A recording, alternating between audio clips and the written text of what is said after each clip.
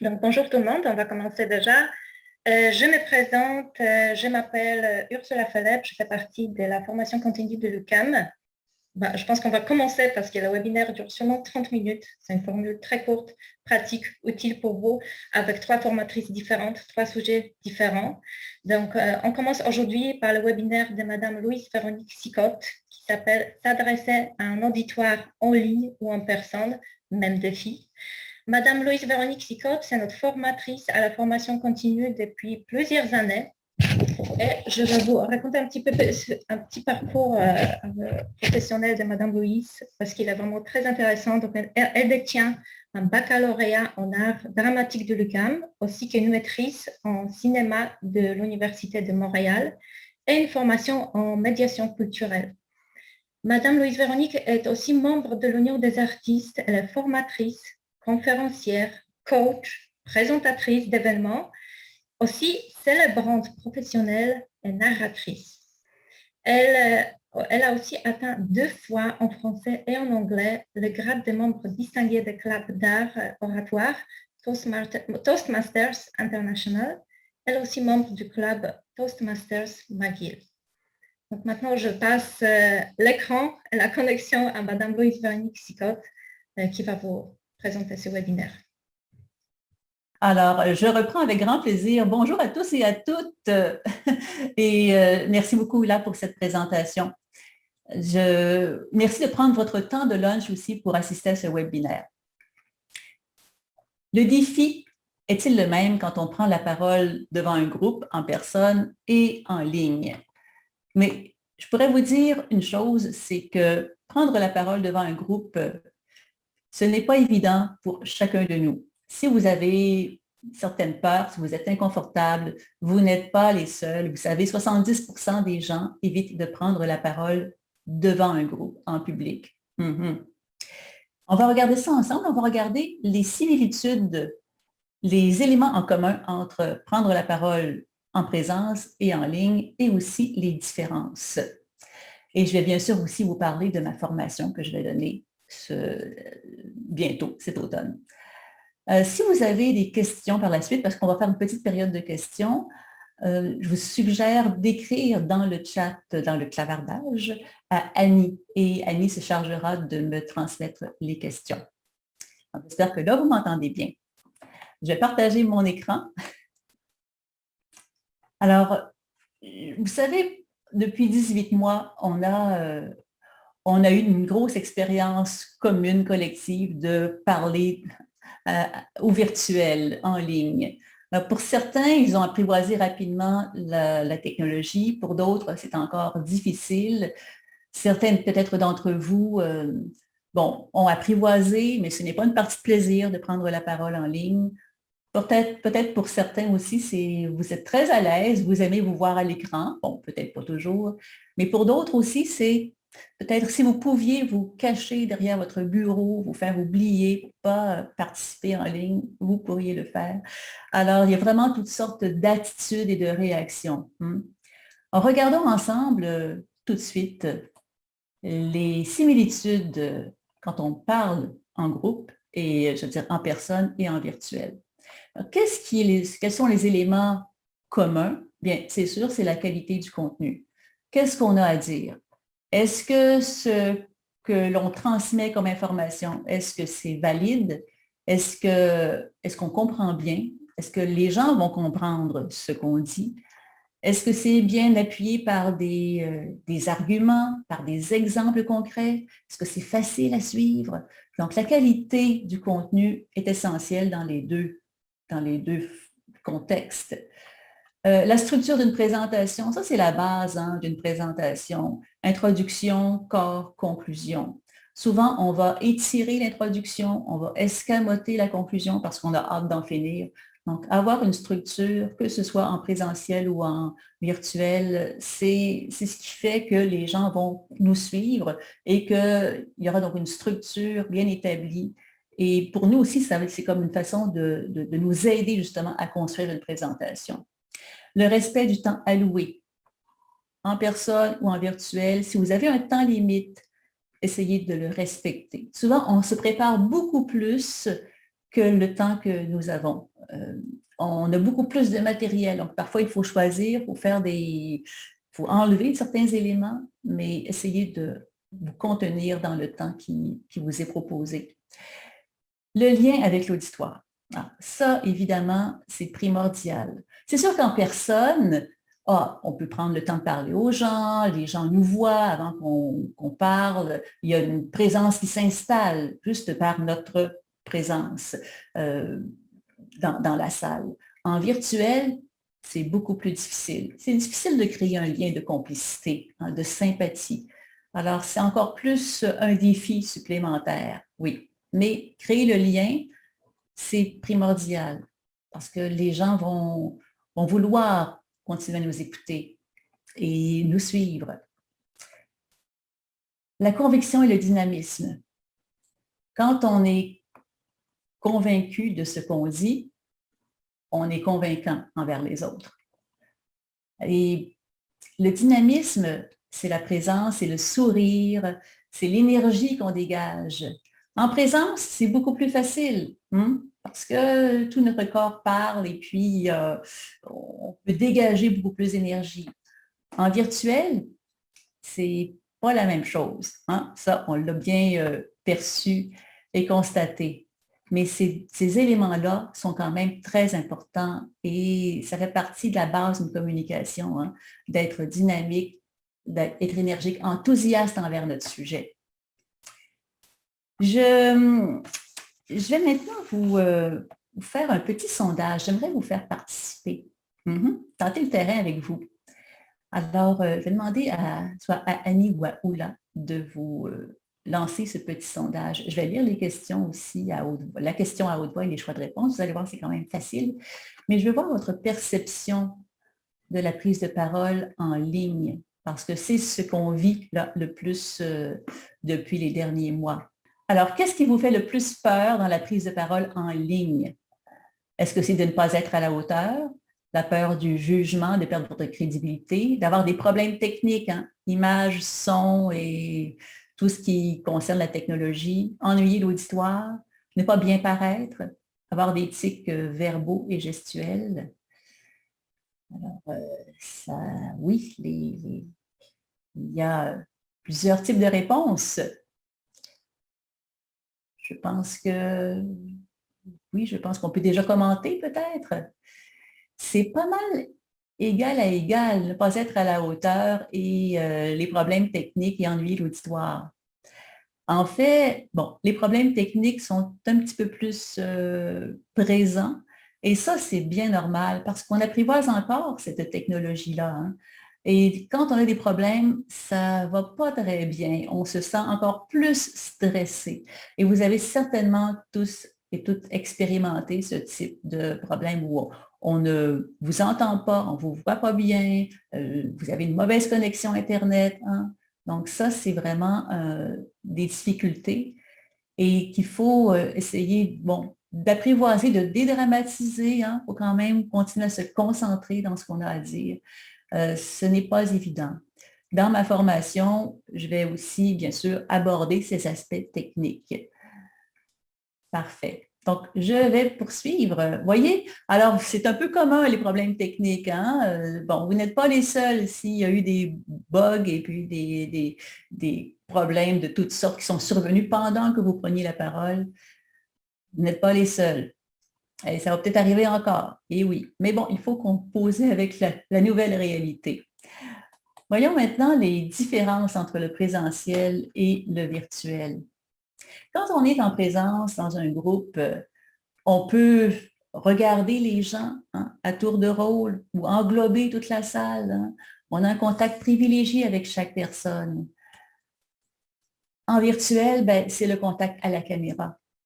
Parler à un appareil, c'est pas très sympathique. Il n'y a pas de chaleur humaine.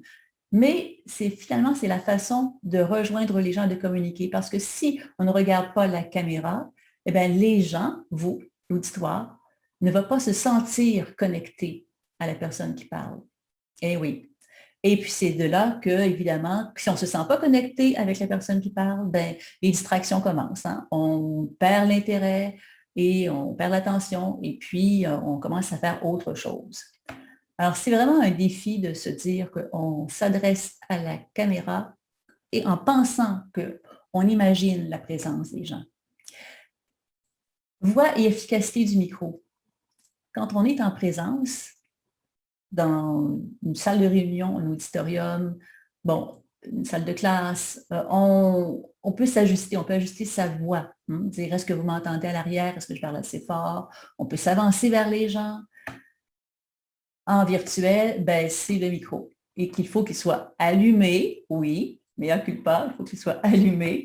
Et il faut qu'il y ait aussi un micro qui fonctionne bien. Pas de bruit parasite, pas d'écho. Hein.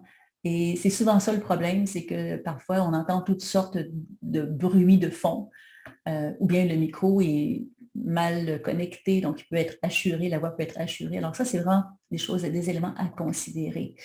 Le langage non verbal. En présence, c'est tout notre corps qui parle. On peut se déplacer. Notre corps est très, très présent, mais aussi c'est que la gestuelle est plus élaborée, plus grande.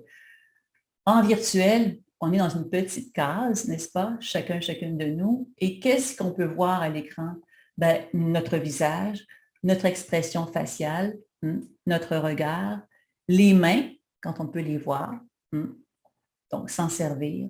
Alors ça, c'est vraiment une différence. C'est beaucoup plus restreint pour la communication non verbale. Puis on sait que c'est important la communication non verbale avec l'auditoire. Quand on est en présence, on est, par exemple, dans une salle de réunion, dans un auditorium, on est dans un espace fermé, captif. Notre attention est vraiment focusée sur la personne en avant et qui prend la parole.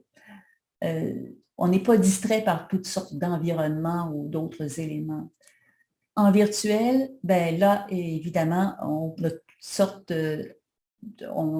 a accès à toutes sortes de distractions parce qu'on est chez soi, on est au bureau, mais quand même, il y a la tentation des textos, d'autres choses ou de courriels. La fatigue visuelle aussi est encore un élément à considérer. Hein. Surtout les gens qui ont des réunions, Zoom après Zoom, c'est sûr que l'attention est beaucoup plus limitée, beaucoup plus difficile. Donc ça, c'est un élément, un défi supplémentaire. Et c'est ce qui fait que tous ces éléments-là mis ensemble peuvent causer davantage de trac quand on est en virtuel. Je vais vous montrer un petit graphique maintenant. En présentiel, en personne, qu'est-ce que les gens perçoivent le plus quand on prend la parole? Alors, je vous donne ce graphique-là, peut-être que vous le connaissez, c'est ce qu'on appelle la règle des 3 V, et ça a été élaboré en 1967 par un chercheur de Californie, Albert Berabian, et pour lui, d'après ses études, ce que les gens perçoivent quand on est en personne, c'est les mots prononcés, en fait, le message, le contenu de le contenu de notre présentation n'est que de 7% de ce qui est retenu. Ce qui frappe le plus, c'est le visuel et le ton de la voix. Le ton de la voix, c'est l'émotion, hein, c'est la variété vocale, c'est la tonalité, c'est comment on dit les choses. Et le visuel, ben, c'est tout le corps, c'est l'expression faciale, c'est la gestuelle, c'est les déplacements, c'est tout ça. C'est ce qui fait que finalement, le langage non verbal a beaucoup d'importance quand on est en prestation, quand on parle devant un groupe. Alors, c'est un peu la conclusion de son étude. C'est ce qui nous frappe et c'est ce qu'on perçoit davantage. Maintenant, j'ai un autre questionnement pour vous. En ligne, qu'est-ce qui est le plus important? Alors, je vais vous nommer, est-ce qu'on peut mettre le sondage à l'écran, s'il vous plaît? Voilà. Donc, selon vous, qu'est-ce qui est le plus important dans la prise de parole en ligne? Est-ce que c'est le contenu du message, le contact à la caméra, un bel arrière-plan, bien se faire entendre ou avoir une belle image de soi?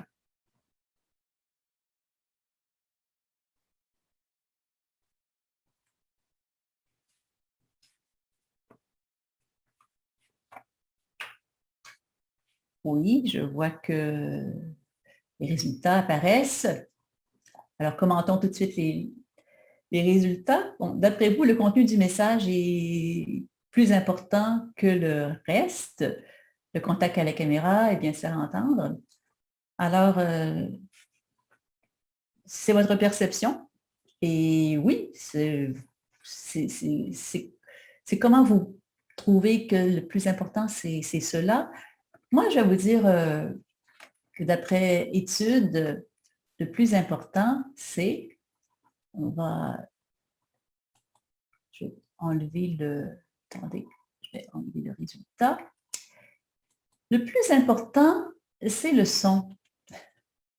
Comme on l'a constaté tout à l'heure, mon micro était fermé. J'aurais eu beau vous dire les plus belles choses, la communication ne se faisait pas parce que mon son était bloqué.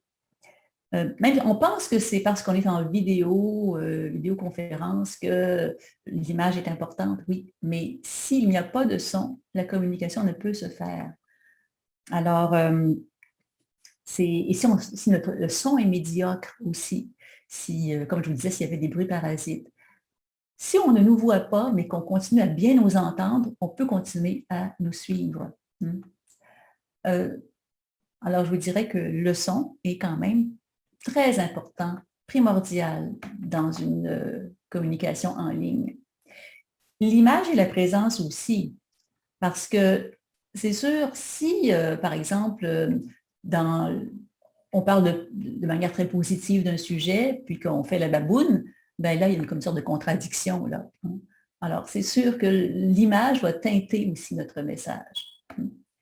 Le contenu, quel qu'il soit, a son importance, mais pour qu'il soit transmis, il faut qu'il soit entendu. Donc, avoir un bon son. Alors, c'est à considérer, c'est à réfléchir, je vous dirais, ces éléments-là. Les éléments dont je vous ai parlé en ligne, ce sont des éléments que je vais aborder dans ma formation que j'ai déjà donnée précédemment, parce que je trouvais que ça répondait à un besoin durant la pandémie. Tout le monde était précipité dans des présentations virtuelles avec un certain inconfort. Alors, j'ai adapté ma formation en personne pour l'adapter en ligne. On va voir ces différents éléments-là. Et cette formation-là, elle se donne en petits groupes, 8 personnes maximum. Pourquoi? Parce qu'on prend du temps à chacun des participants. Et on va regarder tous les aspects techniques. Elle s'échelonne en fait sur 2 demi-journées de 3 heures chacune. Et je leur demande aussi de faire une présentation, de préparer une présentation. Et puis aussi, je vais les faire improviser. On va regarder aussi tous les aspects techniques du cadrage, l'éclairage, l'arrière-plan, le micro, tous ces éléments-là, donc un par un aussi. Parce que c'est un tout, la communication. Il y a le contenu, mais on est dans une société d'image aussi et il faut que tous ces éléments-là soient considérés. Voilà, je pense que j'ai fait le tour. J'ai essayé d'être assez brève et concise, mais c'est sûr que vous avez certainement d'autres des questions et bon, c'est un webinaire qui est bref, mais qui juste vous donner en fait un aperçu des différences et des éléments communs entre ces deux contextes que nous vivons. J'aimerais savoir si vous avez peut-être des questions. Alors, je vais demander si vous en avez, je vous ai suggéré au début d'écrire à Annie dans le clavardage. Alors, je vais fermer mon écran, c'est-à-dire pas mon écran, mais mon PowerPoint. Oui. Alors, je ne sais pas combien de temps il nous reste. Quelques minutes. Avez-vous des trucs pour susciter l'interaction avec le public, pour rendre le tout plus dynamique? S'adresser aux personnes en posant des questions. Ça peut être des questions juste, par exemple, à main levée, ou ça peut être un peu d'humour. L'humour, ça crée beaucoup de complicité avec les gens. Regarder la caméra, bien sûr, mais susciter l'intérêt, c'est aussi dans la façon quand on raconte une histoire aussi. Quand on raconte une histoire, on a toujours un intérêt. Les gens aiment se faire entendre, raconter des histoires. Ça peut être des anecdotes. hein. Ça peut être aussi de colorer votre intervention par de l'émotion. Hein. S'il les fait rire ou les émouvoir. Hein. D'être coloré dans votre langage aussi, de manière très positive, bien sûr, là, mais poser des questions aux gens, là, aussi s'adresser à eux en vous, hein, vous, les embarquer, les engager dans ce que vous dites, hein, se mettre à leur place, hein, ou leur donner des exemples aussi qui va vraiment les relier à votre sujet. Hein. OK, j'ai deux autres questions. Sachant que les présentations virtuelles sont souvent enregistrées pour un visionnement en différé, y a-t-il des points à tenir compte en ce sens, puisqu'il n'y a aucune possibilité d'interaction? Ça, c'est une bonne question. C'est pas évident non plus quand il n'y a pas d'interaction possible. Comme dans ce webinaire, oui, il y a une période de questions, là, mais je ne vous parle pas directement, enfin, je ne vous entends pas. Écoutez,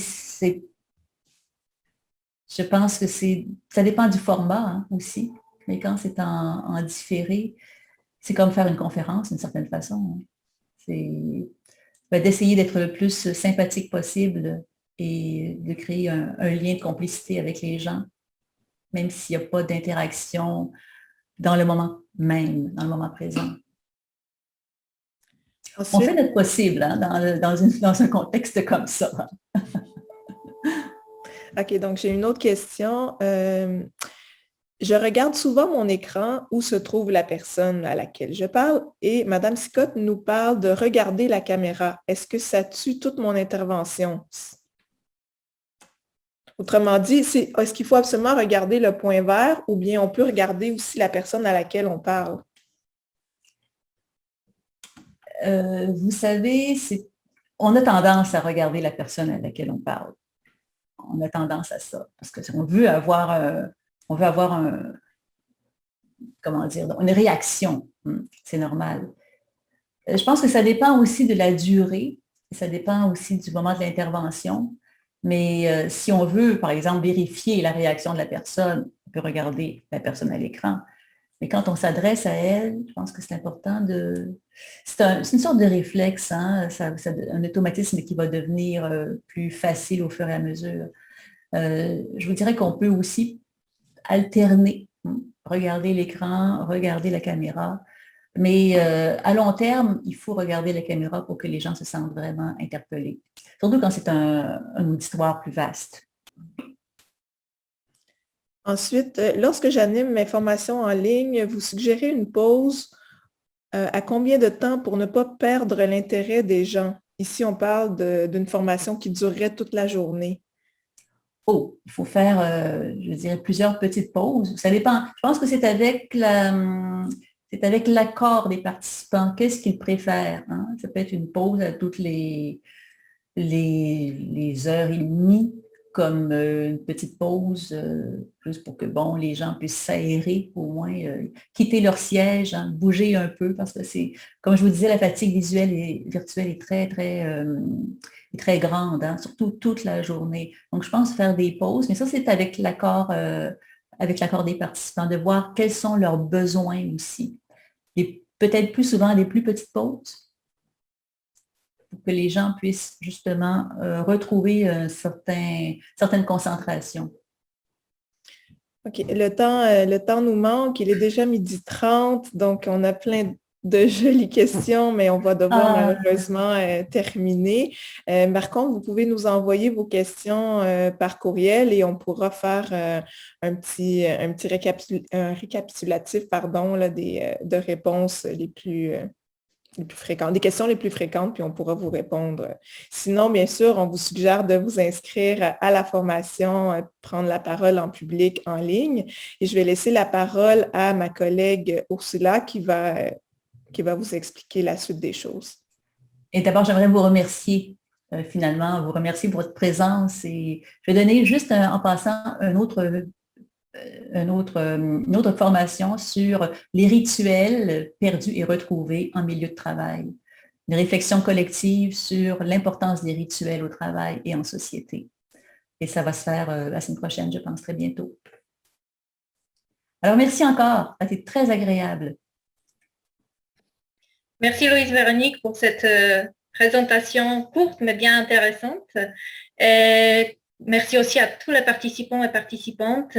Comme Louise Véronique a dit, elle a d'autres formations aussi chez nous. Vous pouvez vérifier toutes les formations de Louise Véronique aussi, que toutes les autres formations dans notre calendrier de l'automne à la formation continue. Sur notre site web, le lien vous sera mis dans le clavardage là maintenant par ma collègue Annie. Donc, vous pourrez cliquer sur le lien, c'est formation.ucam.ca /calendrier. Donc, vous pouvez tout vérifier sur notre site web. Donc, merci encore une fois, Louise Véronique. Je vous rappelle aussi que toutes les personnes qui sont présentes à nos webinaires du début à la fin ont la possibilité aussi d'avoir un prix de présence de 15% sur toutes nos formations. Donc, profitez de ces prix-là. Vous aurez aussi un courriel qui vous sera délivré très bientôt, dans les 24 heures, avec tous les détails par rapport à ce qui a été dit ici. Aussi, il y aura un enregistrement de ces webinaires qui sera bientôt disponible sur notre chaîne YouTube. Donc, bonne journée à tous. Merci encore une fois et à bientôt.